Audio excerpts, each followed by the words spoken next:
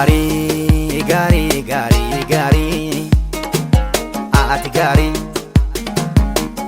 gaarii gaarii gaarii gaarii ati gaarii gaarii gaarii gaarummaan irraa jalakkisu nan dunkukeessu kan keeymu nan rakkisu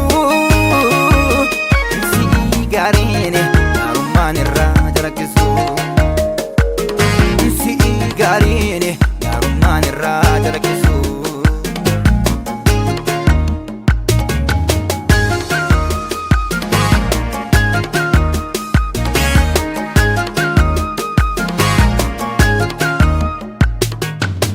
obsee dandammatee alangaadhaan utuu tumamu kan garaa bal'atee ija isaatti utuu tufamu baachisuudhaaf aangoo utuu qabu kan baate qullaa dhaabuutuu danda'u inni qullaa dhaabate si gaariini yaa urgaa foolii madaakee yaa fagootii nama waamuusa naannanuuffisiisu kan keeku hundudubbadhee himuunso yaa soogiddummaa maqaa kee yaa madaa namaa qorsuusa yaa dandeettii gatiittii kee baadaalota bobsuusa si gaariini gaariini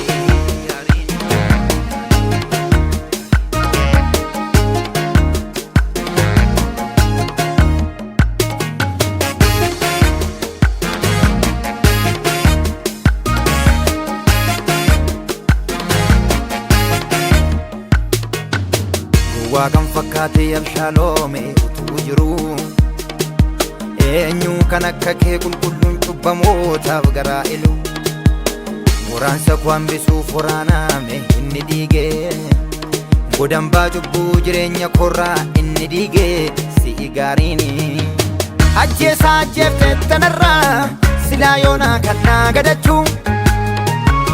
mattamiina obsu wanneen koo maqaa kee ol qabee baannachuu ol qabdee taati boquu koo jiruu koo ganamaan fixxee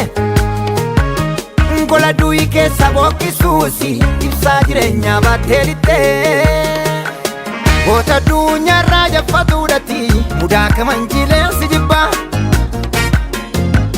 mabdii uumamni mararfatu tokkicha masoo dhibbaa kennaan si gumaachu maalii waqeentanii morma keebdiruu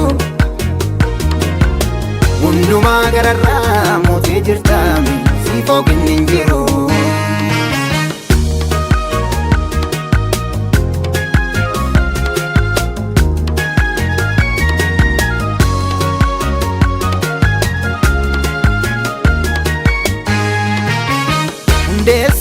hundeessaa hundeeffayinaa furmaata lubbuun ittiin baraarame hoolaa raaraaf qalame gumaata gumaan itti haraarame ergan argee nan himaa akka dhiigee nama baatu siif ta'eera dhugaa baatu ergan argee nan himaa akka dhiigee nama baatu siif ta'eera dhugaa baatu ergan argee nan himaa akka dhiigee nama baatu siif ta'eera dhugaa baatu